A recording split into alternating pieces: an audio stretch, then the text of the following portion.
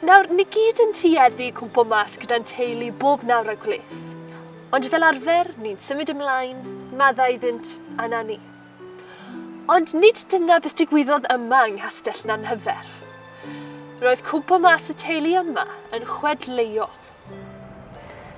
Nôl pan oedd y Normaniaid yn ceisio rheoli Dyfed, roedd yna arweinydd pwerus ac anhygoel o'r enw yr Arglwydd Rhys.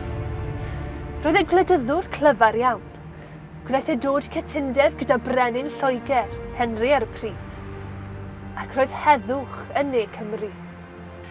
Mwyn sicrhau yr heddwch yma, gwnaeth ei priodi ei hunig ferch yng Ngharad i'r barwn lleol, William Fitzmartin, ac gwnaeth ei rhoi Castell Nanhyfer iddynt fel anrheg priodas.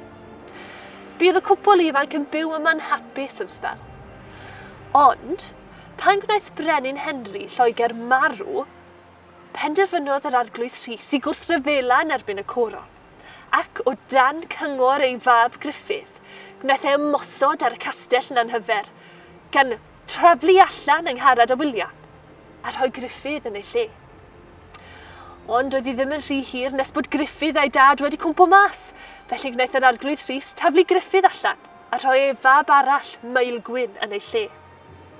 Ond doedd hi ddim yn rhy hir nes bod Maelgwyn wedi cwmpo allan gyda'i dad a'i cwrdd mewn rhyfel enfawr a'i ymosod gan ei dal ac yna'i carcharu yn hŵr Castell Nanhyfer.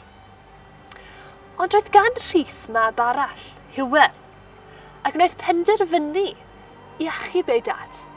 Gwnaeth ei carlamu Castell Nanhyfer, achub ei dad ac yna llosgi'r castell i'r llawr. A beth am William yng Ngharad? Wel, gwnaethon nhw symud i castell arall jyst lawr y ffordd yn Tudraeth, lle gwnaethon nhw byw yn hapus am gweddill ei oes.